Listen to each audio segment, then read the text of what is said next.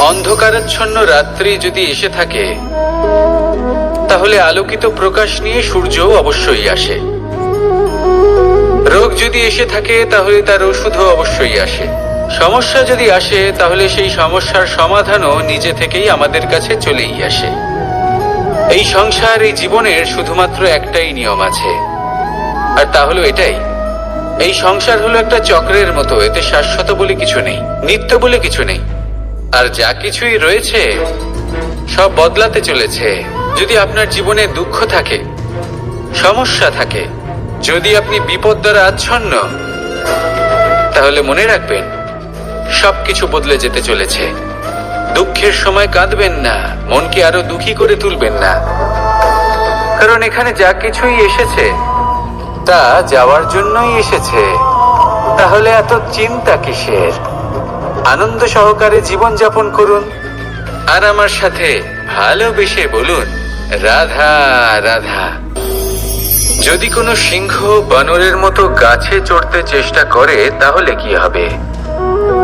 একটা মাছ যদি মাটিতে হাঁটতে চেষ্টা করে তাহলে কি হবে? তারা বিফলই হবে। কিন্তু এরকম কেন হয়? তার কারণ হলো প্রকৃতির রচনা কিছুটা এরকম। এখানে প্রত্যেকটি ব্যক্তিকে, প্রত্যেকটি প্রাণীকে আলাদা আলাদা গুণের অধিকারী করা হয়েছে এবং সকলকে একটা সীমাও প্রদান করা হয়েছে। এবার এই যে বৃক্ষ, পশু, পাখি, এদের মধ্যে সেই ক্ষমতাই নেই যে এরা নিজেদের যাচাই করতে পারবে, নিজেদের সীমাগুলো বুঝতে পারবে, নিজেদের সদ্গুণগুলো চিনতে পারবে। এরা সেটা করতে পারবে না। কিন্তু মানুষ তো আলাদা। মানুষের কাছে সেই বিশেষ শক্তি আছে যে তারা পূর্ণরূপে নিজেদের যাচাই করতে পারবে, নিজেকে পূর্ণরূপে বুঝতে পারবে, নিজের দোষ, নিজের অপগুণ, নিজের সদ্গুণ, নিজেদের সীমাগুলো তারা বুঝতে পারবে। আর এটা অত্যন্ত গুরুত্বপূর্ণ। কথায় আছে যে যদি সাফল্য লাভ করতে হয় তাহলে নিজেকে যাচাই করে নিতে হবে। তাই নিজেকে যাচাই করুন, নিজের সাথে পরিচিত হয়ে যান এবং জীবনে কর্ম করতে থাকুন। সাফল্যের শিখরে অবশ্যই পৌঁছে যাবেন।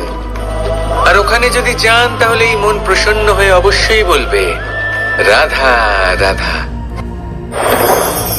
বনের মধ্যে যদি আপনি কোনো বিষাক্ত সাপ দেখেন তাহলে কি করবেন?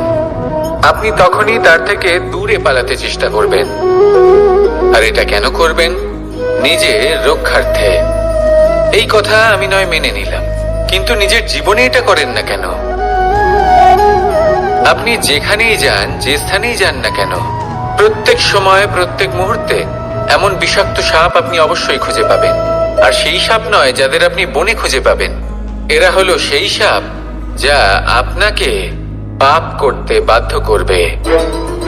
আপনার অন্তরের বাসনা, ক্রোধ, অহংকার, লোভ, ঈর্ষা, এদের বৃদ্ধি ঘটাবে। দেখুন, বনের এই সাপ আপনাকে একবার ছেড়ে দিতেও পারে, ছোবল নাও মারতে পারে, কিন্তু এই যে পাপরূপী সাপ আছে তা অবশ্যই ছোবল মারবে। কর্ম যদি করেন তাহলে অবশ্যই ফল পাবেন।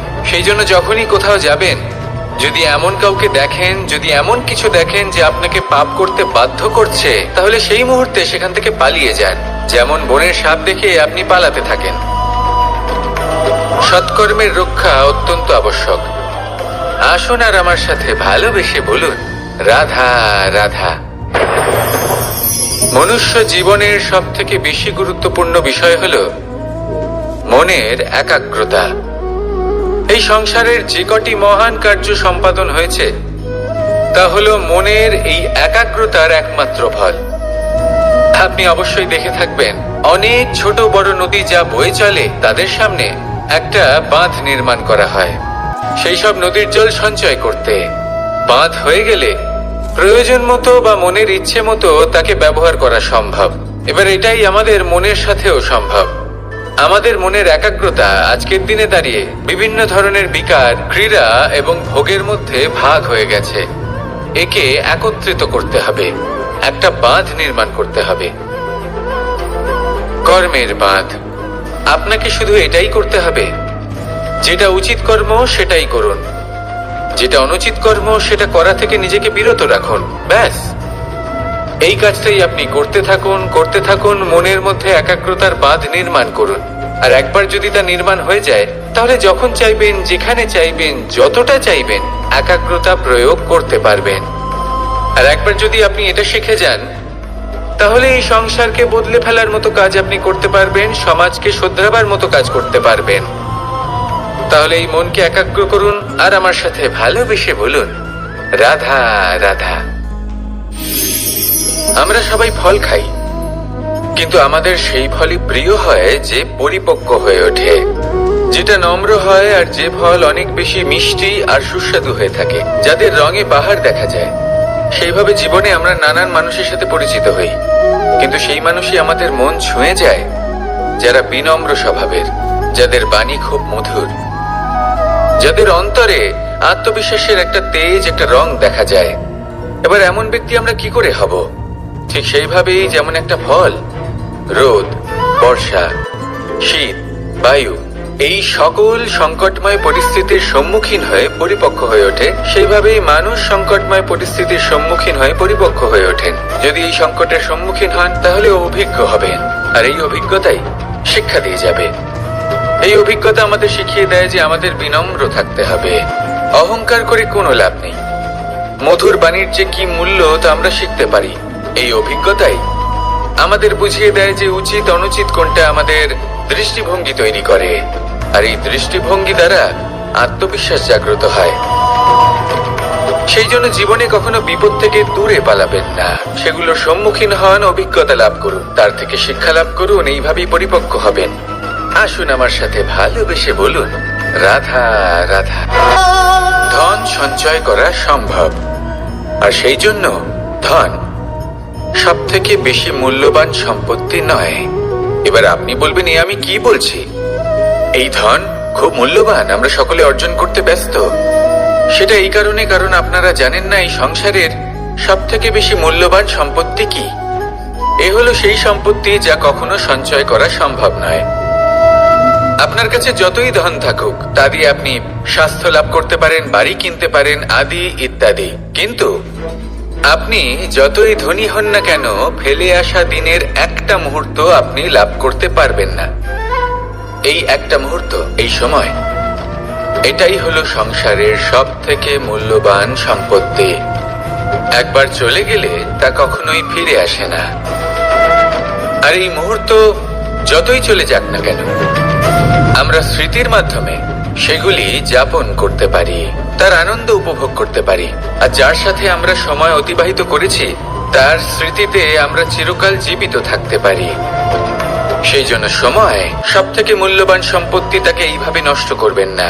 প্রত্যেকটা মুহূর্ত উপভোগ করুন, আনন্দ করুন, আর ভালোবেসে বলুন, রাধা রাধা। কনক, কি সুন্দর একটা শব্দ। এর অনেকগুলো রূপ রয়েছে, অনেকগুলো অর্থ রয়েছে। প্রথম অর্থ হলো স্বর্ণ, অর্থাৎ সম্পত্তি। দ্বিতীয় অর্থ ধুতুরা, অর্থাৎ গাছের ছোট একটা বীজ, যা কিনা অত্যন্ত শক্তিশালী হয়। যদি বেশি মাত্রায় এর প্রয়োগ করা হয়, তাহলে এটা বিষময় হয়ে উঠতে পারে। এই হলো সেই ধুতুরা যার প্রয়োগ মহাদেবের পুজোতে করা হয়। এবার প্রশ্ন হলো এটাই যে এই স্বর্ণ এবং এই ধুতুরার মধ্যে মিল কি রয়েছে। মিল হলো এটাই যে এই দুটোই মানুষকে মত্ত করে তোলে। ধুতুরা মানুষকে তখন মত্ত করে যখন তাকে সেবন করা হয়, কিন্তু স্বর্ণ, ধন, সম্পত্তি, মানুষ এটা যতটাই অর্জন করে নেয় সেটাই যথেষ্ট। এই স্বর্ণ মানুষের ভাবনা চিন্তা করার ক্ষমতাকে বশ করে ফেলে। মানুষ সম্পত্তির লোভে মত্ত হয়ে ওঠে, কারণ যে যত চমৎকারী, যতটা অমূল্য হয়, তাকে সামলানো কিন্তু ততটাই কঠিন, তাই না? তাই মনে রাখবেন, ধন, স্বর্ণ, সম্পত্তি এগুলো ধুতুরার থেকেও অনেক বেশি বিষাক্ত হতে পারে। তাই এর ওপর আত্মসংযমের একটা কবচ পরিয়ে রাখবেন। এবং বিবেকের শক্তির সাথে এগুলো প্রয়োগ করুন, তবেই কল্যাণ হবে। আসুন আমার সাথে ভালোবেসে বলুন, রাধা রাধা। মানুষের জীবনে 3টি গুণ অত্যন্ত প্রয়োজনীয়: শ্রদ্ধা, বিনম্রতা, যোগ্যতা। যদি জ্ঞান লাভ করতে চান তাহলে শ্রদ্ধার প্রয়োজন, যদি মান লাভ করতে চান তাহলে স্বভাবে বিনম্র হওয়া প্রয়োজন, আর যদি মনোবাঞ্ছিত স্থান লাভ করতে চান তাহলে যোগ্যতার প্রয়োজন। বিষয়টা সহজ। শ্রদ্ধা আপনাকে জ্ঞান দেবে, নম্রতা আপনাকে মান, আর যোগ্যতা উচিত স্থান দেবে। কিন্তু যদি আপনি এই 3টি গুণ সম্মিলিত করেন তাহলে এমন কিছু লাভ করবেন যা এই সব কিছুর থেকে অনেক ঊর্ধ্বে। সম্মান। আর এ হলো সেই সম্মান যা প্রত্যেক মানুষের নিজের জীবনে লাভ করতে চেষ্টা করা উচিত, কারণ এই হলো সেই সম্মান যার কারণে আপনি চলে যাওয়ার পরেও এই সংসার আপনাকে ভালোবাসবে আর মনে রাখবে। আসুন আমার সাথে ভালোবেসে বলুন, রাধা রাধা। জীবনে গতি অত্যন্ত গুরুত্বপূর্ণ, মতিও হলো গুরুত্বপূর্ণ, এবং তার থেকেও বেশি গুরুত্বপূর্ণ হলো সঙ্গতি। একটা জলের ফোঁটা, তার মধ্যে গতি থাকে, প্রকৃতির মধ্যে তা লাভ করার ইচ্ছে নিহিত থাকে, কিন্তু এই যে সঙ্গতি তা নির্ধারিত করে যে এই জলের ফোঁটা ঝিনুকের মুখে পড়ে মুক্ততে পরিণত হবে নাকি বিষাক্ত সাপের মুখে পড়ে বিষে পরিণত হবে। এবার দেখুন, এই জঞ্জাল স্বর্ণকারের দোকানের সামনেও থাকে এবং জঞ্জাল একজন ব্যবসাদারের দোকানেও থাকে, কিন্তু জঞ্জাল যা স্বর্ণকারের দোকানে থাকে তা ব্যবসাদারের দোকানের জঞ্জালের থেকে অনেক বেশি মূল্যবান, কারণ তার মধ্যে সোনার কণার সঙ্গতি থাকে। সেই জন্য জীবনে সঙ্গতির উপর বিশেষ গুরুত্ব দেবেন। যেমন সঙ্গতি তেমনই আপনি হবেন। আসুন আমার সাথে ভালোবেসে বলুন, রাধা রাধা। প্রত্যেক প্রাণী ভালোভাবে জীবন যাপন করতে চান, এটা তাদের স্বভাবে আছে এবং ভাবাটা অনুচিত নয়। কিন্তু একটা ভালো জীবনের গুরুত্বপূর্ণ অংশ কোনটা? বসবাসের স্থান, সেই স্থান যেখানে আমরা জীবন অতিবাহিত করি। এবার মানুষ ভাবতে পারেন যে একটা ভালো বাসস্থানের অর্থ কি? সেই স্থান যেখানে সহজে জল পাওয়া যায়, যেখানে শুদ্ধ বায়ু পাওয়া যায়, যেখানে আনাজ উৎপন্ন হয়। এটা জীবনযাপনের জন্য পর্যাপ্ত বটে, কিন্তু ভালো জীবনযাপনের জন্য আরো একটা কথা আপনাকে বুঝতে হবে। সাধু, জ্ঞানী, পণ্ডিত ব্যক্তি, এই সকল মহাপুরুষ, এনাদের যে বাসস্থান তা অত্যন্ত বিশেষ হয়। এখানে এক ধরনের বিশেষ ইতিবাচক শক্তি থাকে, এমন একটা স্থান যেখানে দেবতারাও বিচরণ করেন। জীবন আমরা সবাই যাপন করি, কিন্তু জীবনের উদ্দেশ্য শুধুমাত্র জীবন যাপন করা নয়। জীবনের উদ্দেশ্য হলো মুক্তি লাভ করা। আর এই সকল সাধু, জ্ঞানী, পণ্ডিত ব্যক্তি, এই সকল মহাপুরুষ আপনাকে মুক্তির পথে নিয়ে যেতে পারেন, কারণ এরা হলেন সেই মহাপুরুষ যারা নিজেদের অন্তরের বিকার, অহংকার, ক্রোধ, বিদ্বেষ এই সকল দোষগুলিকে ত্যাগ করেছেন, এদের উপর বিজয় লাভ করেছেন। এমনই একজন ব্যক্তি আপনাকে মুক্তির পথে নিয়ে যেতে পারে। প্রয়োজন হলো শুধুই এনাদের চিনতে পারা, এদের কথা বুঝতে পারা এবং এদের দেখানো পথে চলা। যদি আপনি এটা করতে পারেন তাহলে এই মন প্রফুল্ল হয়ে বলবে, রাধা রাধা। আমি এখানে একা এই বনে বসে আছি, বাঁশি বাজাচ্ছি। কার জন্য? কে আছেন এখানে? কেউ নেই। আমার প্রজা, আমার রাজ্য, আমার পরিবার আমার থেকে অনেক দূরে আছেন। আমি এখানে একা এই বনে বসে এই আকাশের এই রঙের, গাছের এই সব ফলের, মাটির সুবাসের আনন্দ উপভোগ করছি। কেন? আমি হলাম দ্বারকাধীশ। এমন কি রাজকীয় বা ভৌতিক সুখ রয়েছে যে আমি ওখানে পেতে পারি না? সবকিছুই পেতে পারি, তাও এখানে বনে একা বসে আছি। কোন সুখ খুঁজে চলেছি? একা থাকার সুখ। আমরা প্রত্যেকদিন অনেক মানুষের সাথে, চিন্তাধারার সাথে, কর্মের সাথে, পরিস্থিতির সাথে, সুখ দুঃখের দ্বারা বেষ্টিত থাকি। জীবনের এই চক্রে আমরা জড়িয়ে পড়তে থাকি। যতই আমরা এই সমস্যার সমাধান করি, আমরা ততই এতে জড়িয়ে পড়ি। আমরা এতটাই জড়িয়ে পড়ি যে যখন আমরা আয়নায় নিজেদের দেখি, তখন আমরা নিজেদের চিনতেই পারি না। এমন মনে হয় যেন আমরা নিজেদের হারিয়ে ফেলেছি। সেই জন্য প্রত্যেক দিন আপনি কিছু সময় নিজের সাথে কাটান একান্তে। এটা অত্যন্ত আবশ্যক। নিজের অস্তিত্বের গভীরে গিয়ে দেখতে শিখুন, নিজেকে বুঝুন। অদ্ভুত শান্তির অনুভূতি হবে। যেমন এই বায়ু, এই বৃক্ষ, এই পুষ্প, এই নিসর্গ, এদের মতো আপনিও কখনো একলা হতে শিখুন। কখনো নিসর্গের একটা অংশ হয়ে দেখুন। এই মন প্রসন্ন হয়ে বলবে, রাধা রাধা। ওমাই কি, আমি কখন থেকে এখানে অপেক্ষা করছি, হাত পেতে দাঁড়িয়ে রয়েছি যাতে একটা ফল আমার হাতে এসে পড়ে এবং সেটা আমি খেতে পারি। কখন থেকে অপেক্ষা করছি, কিন্তু সেটা হচ্ছেই না। এবার আপনি বলবেন যে এসব কি বলছি, এ কি অদ্ভুত কথা বলছি। যদি ফল খেতে হয় তাহলে আমাকে বৃক্ষে চড়তে হবে, ফলের কাছে পৌঁছতে হবে, তবেই তো ফল পাবো। এবারে এটা অত্যন্ত সহজ ব্যাপার, কিন্তু এই বিষয়টা আপনি নিজের জীবনের প্রসঙ্গে ভেবে দেখুন। লক্ষ্য কোথায় আছে আপনি জানেন, সেই লক্ষ্যে পৌঁছানোর পথ কি সেটাও আপনি জানেন, সেই পথে চলার ক্ষমতাও আপনার রয়েছে, কিন্তু তাও আপনি নিজের লক্ষ্য লাভ করতে পারছেন না। কেন? কারণ আপনি অপেক্ষা করছেন যে লক্ষ্য আপনার সামনে চলে আসবে, কিন্তু তা হয় না। লক্ষ্য সে যাই হোক না কেন, ধন হোক, প্রেম হোক, কোনো সম্মান হোক বা মোক্ষ হোক, যদি আপনি তার দিকে অগ্রসর না হন তাহলে ফল প্রাপ্তি অসম্ভব ব্যাপার, তা কোনোদিনই হবে না। সেই জন্য আপনার চোখের সামনে আপনি যদি নিজের লক্ষ্যকে দেখতে পান, তাহলে উঠুন এবং সেই দিকে অগ্রসর হতে শুরু করুন। নিজের অন্তরের সকল অশুভ গুণ দূর করুন, অলসতা ত্যাগ করুন, অজ্ঞানতা ত্যাগ করে দিন এবং চলতে থাকুন। অবশ্যই মনোবাঞ্ছিত ফল লাভ করতে পারবেন। মনে রাখবেন, চলতে থাকলে তবেই লক্ষ্য প্রাপ্তি হবে।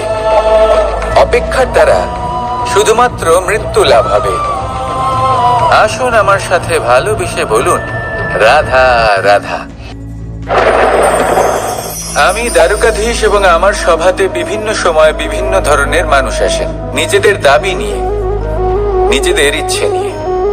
কখনো কেউ ভোজন চান, আবার কখনো কেউ ওষুধ, কখনো কেউ বস্তু চান, কেউ আবার চান বস্ত্র। কারোর জ্ঞান চাই, কারোর ধন চাই, আবার কারোর বাসস্থান। অনেক সময় আমি এই অনুরোধ, এই ইচ্ছে পূর্ণ করি না। এবার আপনি এটা ভাবতেই পারেন যে কৃষ্ণ তো তাহলে লোভী, ওর কাছে তো সবকিছুই রয়েছে, তারপরেও সে নিজের প্রজার ইচ্ছে পূর্ণ করে না, তাদের সমস্যাগুলি বুঝতে পারে না, তাদের সুখ স্বাচ্ছন্দ্য প্রদান করে না। আসল সত্য হলো এটাই যে কোনো সবল ব্যক্তি, যে কোনো গৃহস্থ ব্যক্তি যে কাজ করতে সক্ষম, তার পরিশ্রম দ্বারাই নিজের প্রয়োজনগুলি এবং ইচ্ছেগুলি পূরণ করা উচিত। এটা অত্যন্ত প্রয়োজনীয়, আর এগুলো তিনি করতে পারেন শিল্প, ব্যবসা, আচরণ অথবা জ্ঞানের ভিত্তিতে।